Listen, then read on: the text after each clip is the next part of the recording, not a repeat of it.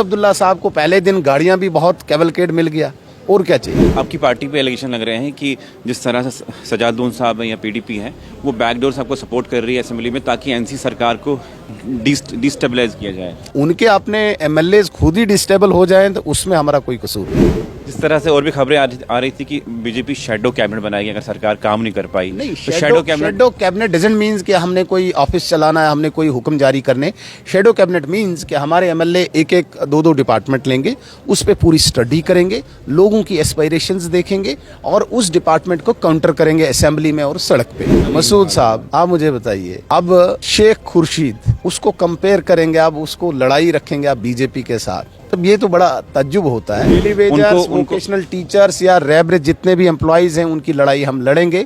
अगर हम सत्ता में होते तो हम सत्ता से ही इसको हल करते, लेकिन अभी हम विपक्ष में हैं तो विपक्ष की लड़ाई की भूमिका निभाकर हम डेली वेजर्स और ऑल वोकेशनल हो या रहबर कोई एम्प्लॉई हो उनकी लड़ाई लड़ेंगे। मेरे साथ हैं सुनील शर्मा जी, बीजेपी के और एलओपी हैं। आपका बहुत बहुत स्वागत है। किस तरह देखते हैं जो बजट में आजकल बहस हो रही है और जिस तरह से कल एक एनसी के लीडर ने कहा कि एलओसी के उस पर बहुत अच्छी डेवलपमेंट है और इस बार डेवलपमेंट नहीं है। देखिए, बजट सेशन जो चल रहा है मसूद साहब, मुझे लगता है कि ये लोगों की एस्पायरेशंस यहाँ पे एड्रेस होती हैं और जिस प्रकार से सरकार ने अपना मैनिफेस्टो रिफ्लेक्ट करना होता है गवर्नर एड्रेस में, उसमें तो कहीं कुछ दिखने को नहीं मिला है। वो सारा मोदी जी की जो पॉलिसीज़ हैं उन्हीं का बखान वहाँ पे है। और मैंने परसों भी कहा था कि ये टोटल एंडोर्समेंट किया है मोदी के विजन को जम्मू कश्मीर में जो चल रहा है।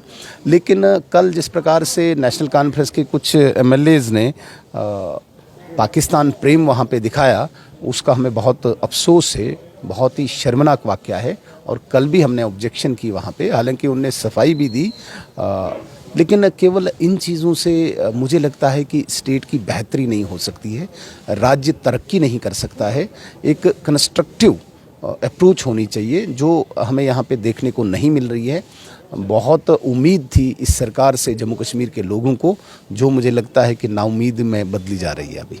लेकिन बात यह है कि जिस तरह से सेंटर से 41,000 करोड़ का बजट मिला, उसमें से 10,000 करोड़ पुलिस के लिए और 31,000 करोड़ जो है सेंट्रल स्पॉन्सर्ड स्कीम जो कंप्लीट करनी है उसके लिए फंड्स मिले हैं। जम्मू कश्मीर के लिए कोई स्पेशल पैकेज नहीं मिली, तो किस तरह ये सरकार अपने वादे और जो मैनिफेस्टो के देखिए, आपको लगता है कि ये विदाउट सेंटर की सपोर्ट हो रहा है? यहाँ पे जो 4 लेनिंग हो रही है, यहाँ पे एक्सप्रेस स्पॉन्सर स्कीम के अलावा जो मैनिफेस्टो नहीं, और किस लिए चाहिए? स्कीम्स के लिए नहीं, इनको अपने घर बनाने के लिए चाहिए क्या? जो आज तक हुआ है जम्मू कश्मीर के लिए कोई स्पेशल पैकेज क्या पैकेज, किसके लिए, किन चीज़ों के लिए चाहिए? इंडस्ट्री के लिए चाहिए, रोड इंफ्रास्ट्रक्चर के लिए चाहिए, हॉस्पिटल्स के लिए चाहिए, एजुकेशन के लिए चाहिए। हर सेक्टर में मसूद साहब पैसा मिल रहा है। अब इनके घरों को और ज़्यादा सजाने के लिए तो नहीं मिलेगा ना। किसके लिए चाहिए? मुझे एक सेक्टर बताइए जहां पे आप जल जीवन मिशन लीजिए, 13,000 करोड़ रुपया उसमें लीजिए। आप आरडीडीएस लीजिए, पीडीडी के लिए हज़ारों करोड़ रुपया आपको मिला हुआ है। रोड इंफ्रास्ट्रक्चर लीजिए, लाखों करोड़ रुपया आपको मिला है। तो किसके लिए पैसा चाहिए? उमर अब्दुल्ला साहब को पहले दिन गाड़ियां भी बहुत कैवलकेड मिल गया, और क्या चाहिए? आपकी पार्टी पे एलिगेशन लग रहे हैं कि जिस तरह से सजादून साहब हैं या पीडीपी हैं वो बैकडोर से आपको सपोर्ट कर रही है असेंबली में ताकि एनसी सरकार को डिस्टेबलाइज किया जाए। डिस्टेबलाइज कैसे होंगे? एनसी तो बड़ी मेजॉरिटी में। हम डिस्टेबलाइज उस वक्त करते हैं जब बहुत ज़्यादा कोई पार्टीज़ मिलकर चल रही हों। डिस्टेबलाइज हम कर ही नहीं सकते हैं। मेजॉरिटी में हम अपोजिशन का रोल निभाएंगे, उसमें तो उनको कोई दिक्कत नहीं होनी चाहिए। हम अपोजिशन कर रहे हैं और बड़ी मजबूती के साथ करेंगे। हाँ, उनके अपने एमएलए खुद ही डिस्टेबल हो जाएं तो उसमें हमारा कोई कसूर नहीं। जिस तरह से और भी खबरें आ रही थी कि बीजेपी शैडो कैबिनेट बनाएगी अगर सरकार काम नहीं कर पाई। नहीं, तो शैडो कैबिनेट डजंट मीन्स कि हमने कोई ऑफिस चलाना है, हमने कोई हुक्म जारी करने। शैडो कैबिनेट मीन्स कि हमारे एमएलए एक एक दो दो डिपार्टमेंट लेंगे, उस पर पूरी स्टडी करेंगे, लोगों की एस्पायरेशंस देखेंगे और उस डिपार्टमेंट को काउंटर करेंगे असेंबली में और सड़क पे। Shadow cabinet doesn't means secretariat में आएंगे हम हुक्मनामा जारी करेंगे।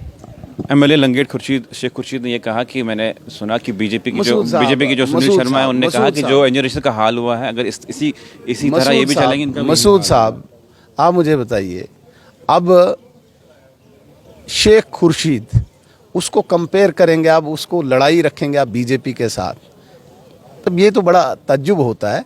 हाँ, जहाँ तक उनकी हरकतों की बात है, मैंने उन्हें कहा कि मैंने उनके भाई को भी असेंबली में इन्हीं हरकतों में देखा है, ये कम से कम बाज आएँ, ये कोई दूसरी लाइन पकड़ें, उसी अगर ट्रैक पे चलें तो जो हश्र उसका है वही इसको अभी देखने को मिलेगा। जिस तरह से पीडीपी ने बिल लाया कि जो डेली वेजेस है उनको रेगुलाइज किया जाए डॉक बेस्ड एम्प्लॉयज़ को, और उसके बाद शराब की बैन के लिए बिल लाया, किस तरह देखते हैं? क्योंकि ये बिल्स लाना जो है डेली वेजर्स को रेगुलराइजेशन के लिए हमने भी अपने मैनिफेस्टो में रखा था।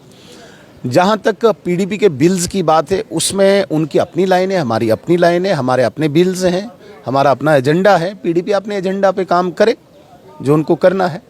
आप क्या करेंगे डेली वेजेस के लिए? और सबसे अहम सवाल यह है कि वो वोकेशनल टीचर्स हैं, डेली वेजर्स, वोकेशनल टीचर्स या रेबरेज जितने भी एम्प्लॉयज़ हैं, उनकी लड़ाई हम लड़ेंगे।